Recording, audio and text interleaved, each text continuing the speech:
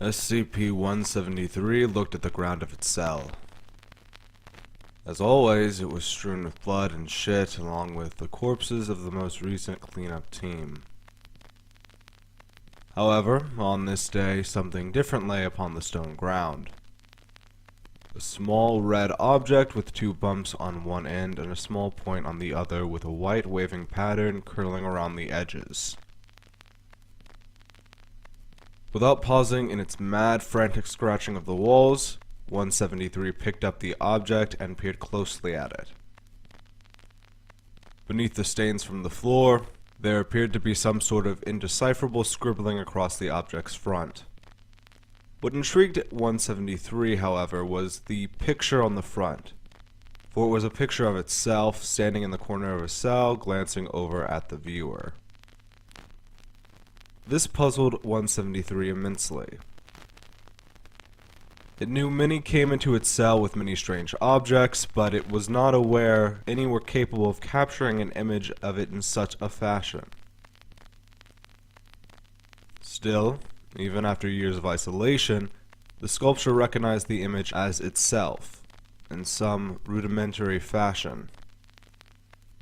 173 went about its usual business, stashing around the room and clawing at the walls, occasionally coming to a halt in the dead center of the room, so as to stare intently at the door and gather its thoughts of hatred towards those beyond.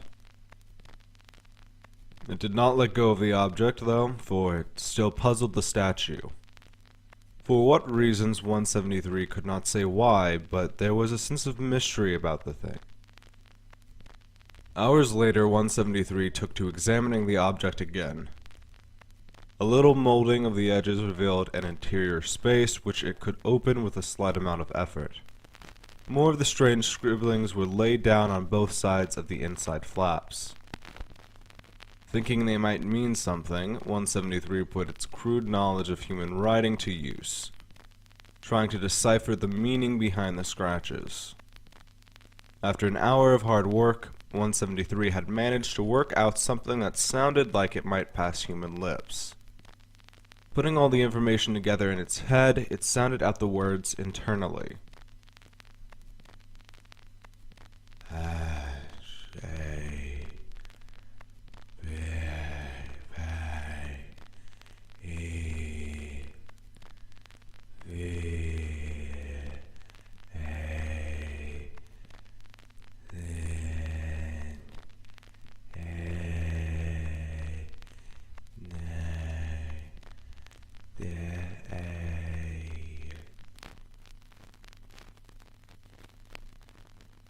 Complete and utter nonsense. 173 had a firmer, if still loose, grasp of human speech than human writing.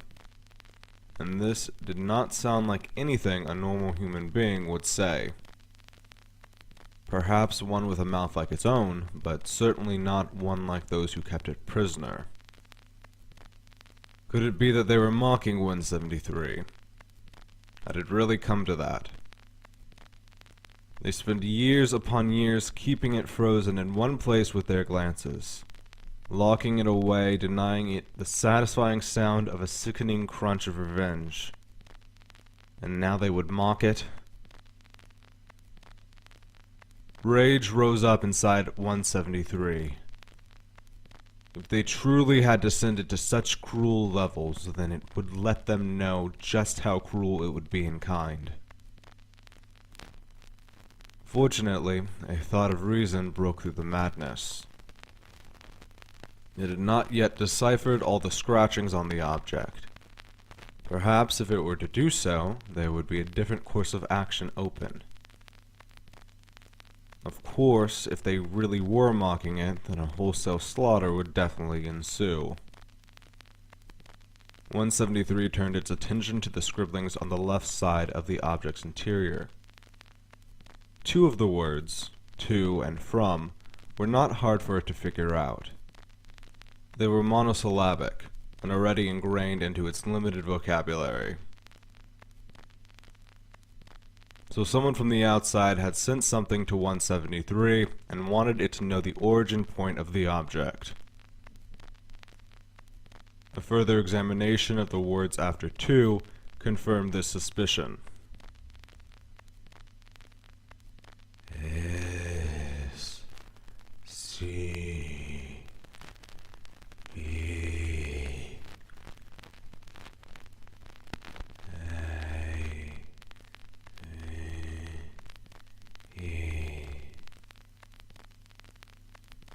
It didn't sound like much, but turning the phrase over and over in its head, it came to the conclusion that it was the name they had chosen to give him.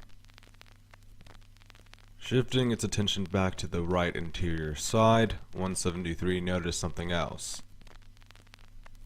The scribbling H-A-P-P-E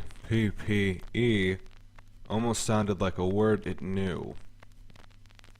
Something it had always thought when snapping necks. Something the people whose necks it snapped never seemed to be at all. Something like happy. This gave 173 pause for thought.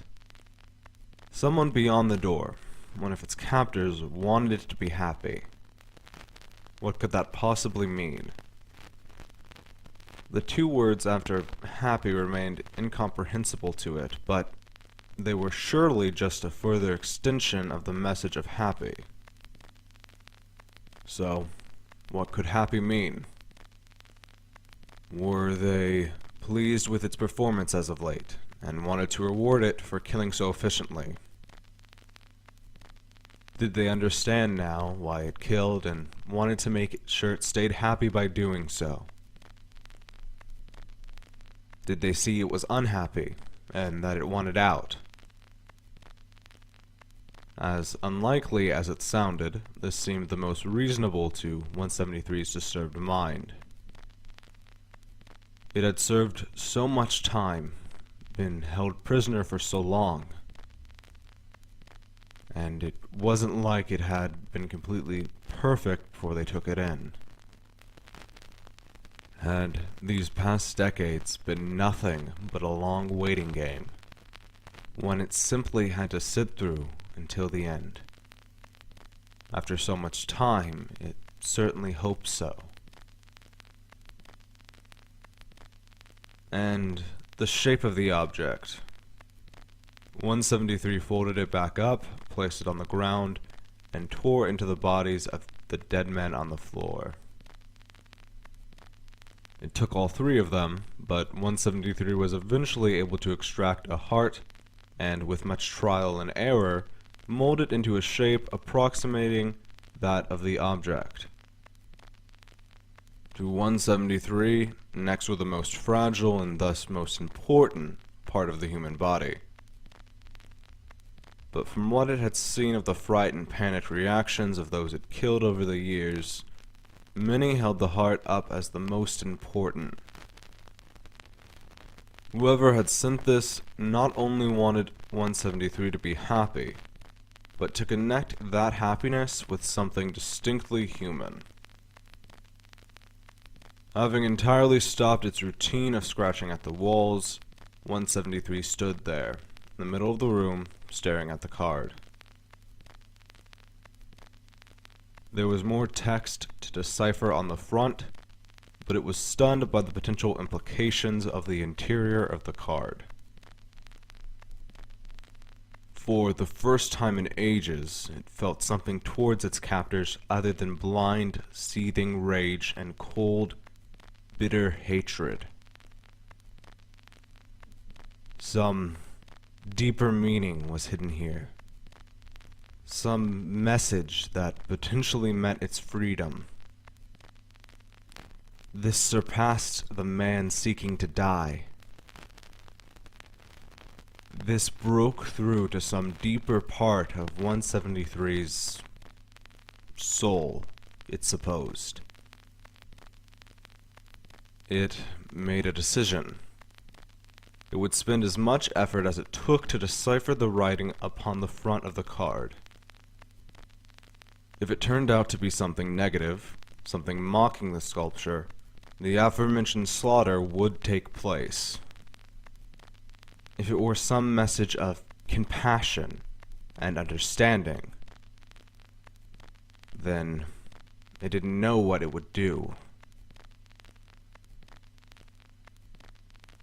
but the lives beyond that door would be spared for another day. Sitting down for once, 173 set to work, spending hours staring intently at the front of the card, calculating to the best of its abilities the meaning of the scribblings upon the red, heart-shaped object. At last, words and meaning emerged. 173 stood slowly, stared at the door, and then went back to scratching at the walls.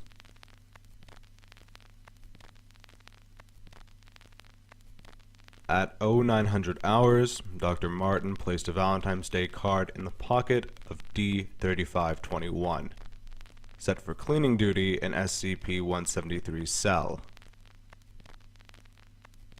At 0906 hours, all 3 cleaning crew members were dead by an attack from SCP-173. Due to an internal mechanism jamming, the door to SCP-173's containment cell could not be reopened, resulting in the corpses of the cleaning crew remaining in the cell and SCP-173 discovering the card.